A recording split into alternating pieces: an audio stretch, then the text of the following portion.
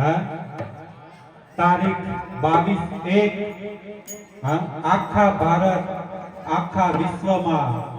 જ્યાં જ્યાં ભારતીયો વસે છે બધાના હૈયામાં હરખ હા અને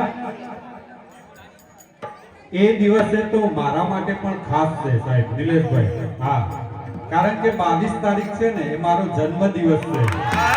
કારણ કે મને પણ ગર્વ એ વાતનો છે કે 365 દિવસમાંથી આ એક દિવસ જે મુહૂર્ત આવ્યું છે એ મારા માટે આ વખતે તમે પણ ન્યૂઝમાં કદાચ સાંભળ્યું હશે કે આ વખતે સીઝર ડિલિવરી માટે દવાખાના 4 ગણા ફૂલ થઈ ગયા અને મારા પહેલેથી જન્મ દિવસ એ દિવસે હા પણ સાહેબ જેટલો ભાવ જેટલો આદર જેટલો પ્રેમ તમને ગુરુ મહારાજમાં છે એટલો જ ભાવ સમસ્ત ભારતીયોને આ દિવસે રહેવાનો છે કેમ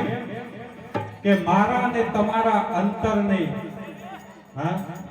મારા ને તમારા અંતરમાં વસતા આરામ આપે એવા ભગવાન શ્રી રામ પોતાના નિજ મંદિરમાં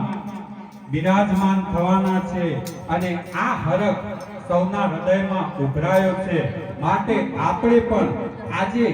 કંઈક નવું કરવાનું છે આજે મારે ઊભા થવું પડશે કે દરેકે જે સાદી રીતે જયકારો ઘોષ કરીએ છીએ દરેકની પાસે મોબાઈલ છે આજે બધાએ મોબાઈલની ફ્લેશ લાઈટ ચાલુ કરી જયકારો કરવાનો જેની પાસે મોબાઈલ નથી તે બે હાથ ઊંચા કરી જયકારો કરવાનો છે તો દરેકે મારી સાથે ગાવાનું છે